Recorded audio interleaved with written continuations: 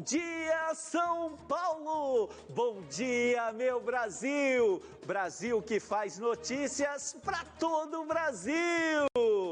Só notícias boas e hoje o programa está imperdível! Vamos começar com uma ótima notícia? Vem comigo!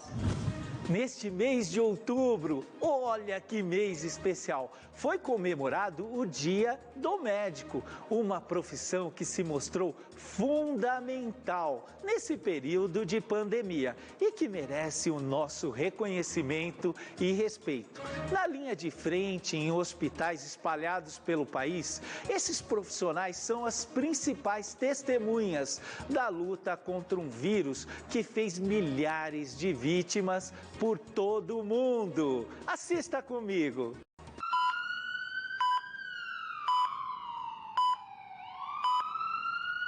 Um ano e 7 meses de pandemia, mais de 580 dias, cerca de 14 mil horas.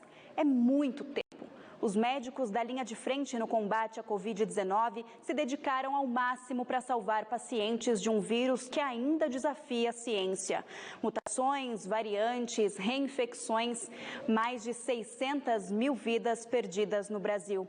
Eles, os médicos, viram e sentiram as dores diariamente.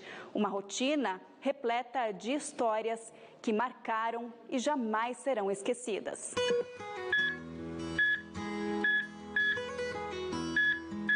Era uma rotina enlouquecedora.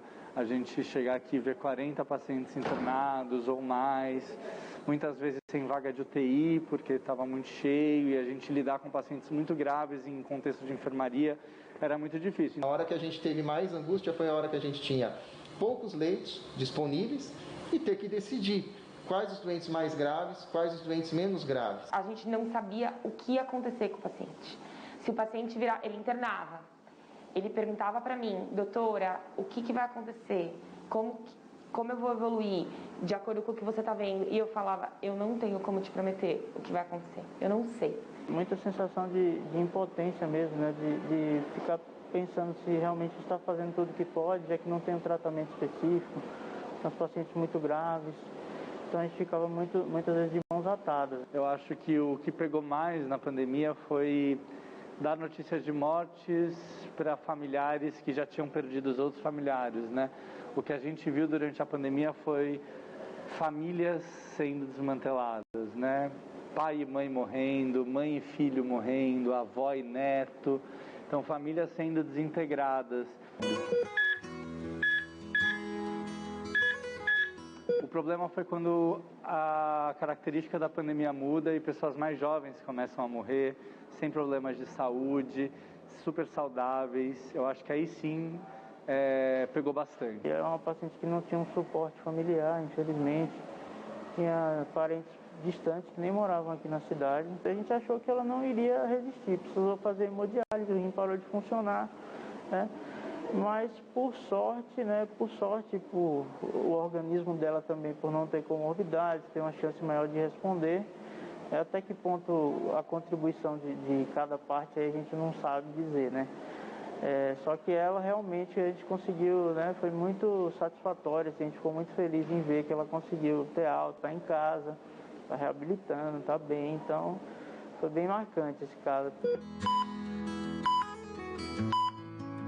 A partir do momento que a gente começou a aumentar a imunização, aí sim, aí a gente começou a perceber que realmente existia uma coisa que estava mudando a perspectiva dos contaminados.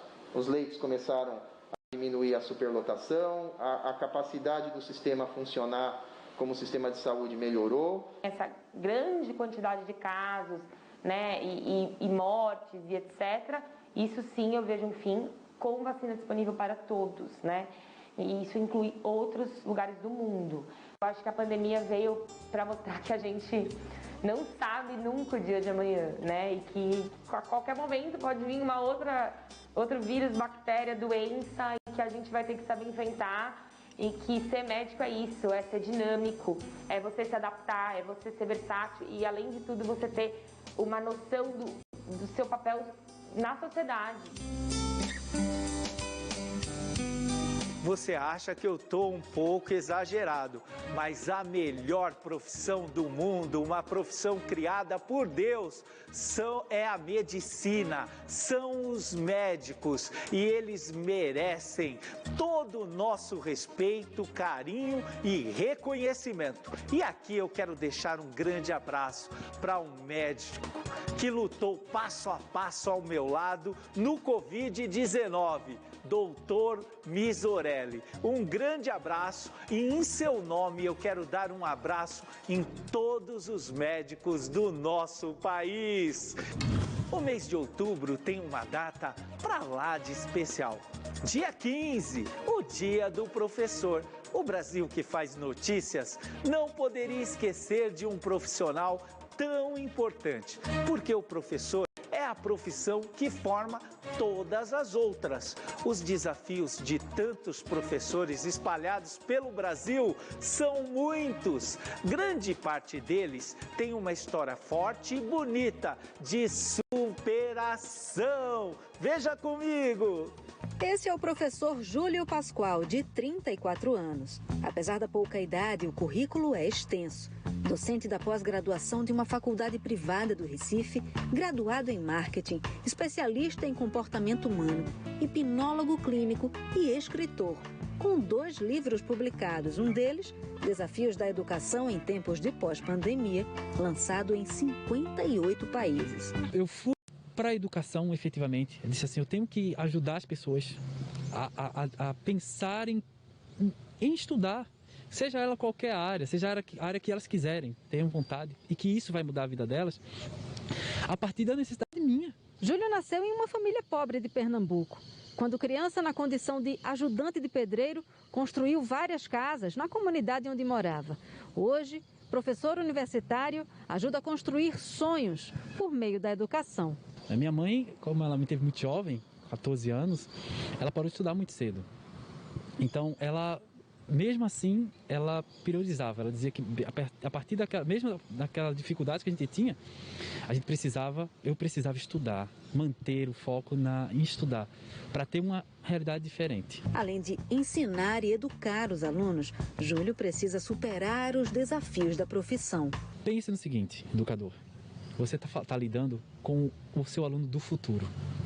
Pense que aquela pessoa ali ela vai crescer, ela vai amadurecer, ela vai para um outro estágio. E o que você está fazendo hoje por ele vai fazer toda a diferença no futuro. Hoje possa ser que ele não reconheça. Possa ser que hoje você olhar para o seu lado vai ver que você não tem uma estrutura, você não tem várias coisas que não te motivam a sair de casa para dar aula. Mas entenda, seu propósito não é com aquele ali do presente.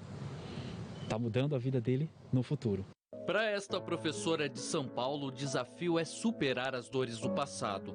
O amor pelo ensino ajudou a enfrentar um dos piores momentos de sua vida, que aconteceu dentro de uma sala de aula. Eu fui chamar a atenção, porque eu sabia que a mochila não era dele. Foi quando ele, assim, ficou irado e já partiu para cima, chegou perto de mim, assim, já com o ombro, se preparando já para levantar o ombro e dar o soco, mas foi quando eu desviei e ele não conseguiu vir para cima de mim, foi quando ele chutou, começou a dar chute e continuou vindo para cima, mas ele queria dar um soco. As agressões partiram de um aluno de 17 anos em uma escola pública de São Paulo em 2017. Fui medicada, mas 2 horas depois eu acordei na UTI, porque eu tive um AVC. Perdi 80% da vista do olho direito. Hoje ela atua como coordenadora em outra escola da capital paulista. E do passado, tira força para continuar escrevendo um futuro melhor.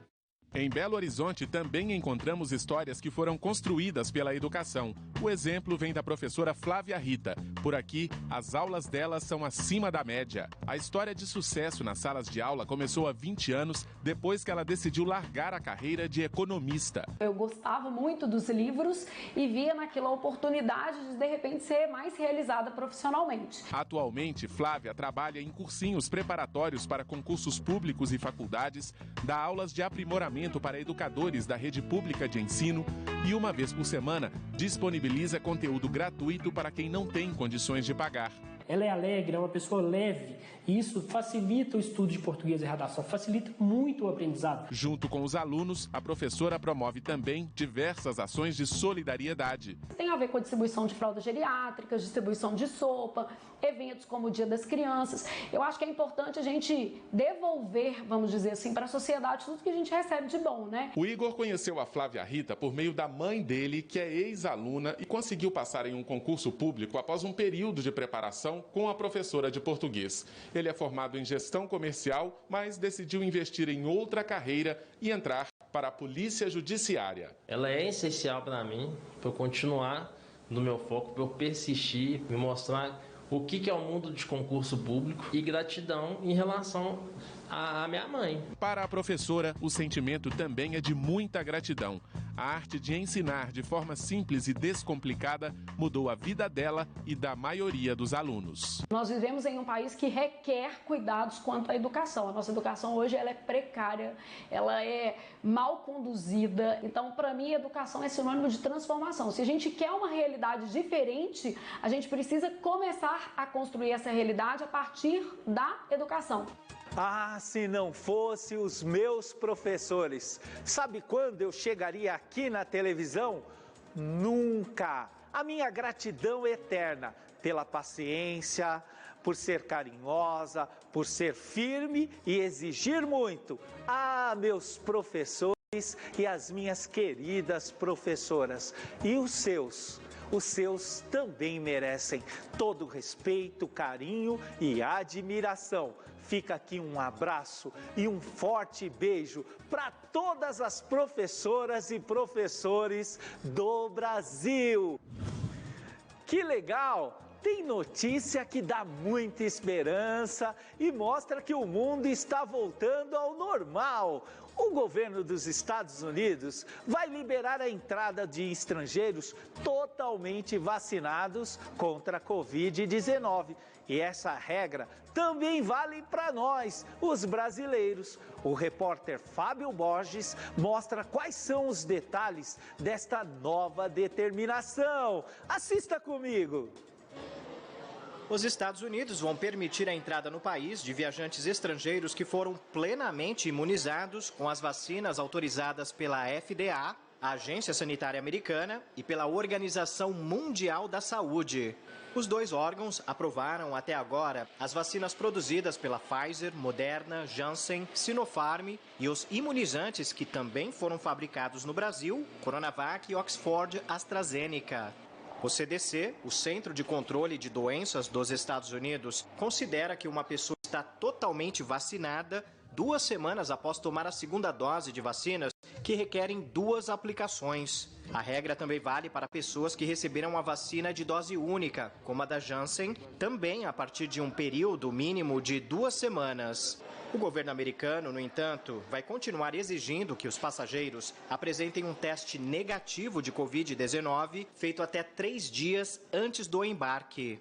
Por outro lado, não será solicitado exames para detectar o vírus para as pessoas vacinadas que entrarem pelas fronteiras terrestres e marítimas do país. A data da nova política de viagens para os Estados Unidos foi anunciada nesta sexta-feira pelo porta-voz assistente da Casa Branca. Kevin Munhoz explicou numa rede social que a medida foi pautada pela saúde pública, rigorosa e consistente. Essa é sim, especialmente para você que tem resistido à vacina. Você está vendo? Com a vacina, todos os países estão retomando a atividade econômica, o turismo, o lazer, a viagem de negócios. E assim, a economia voltou a prosperar. Então, você ainda não tomou sua vacina? Corra para uma unidade de saúde. E para nós que queremos viajar, que queremos ir para outros países, todas as fronteiras estão abertas para quem já se vacinou. O nosso tempo acabou, mas desejamos para você uma espetacular quinta-feira. Vamos pra cima! Não esqueça, amanhã 9h15, Brasil que faz notícias e domingo 11h45 aqui na Rede TV.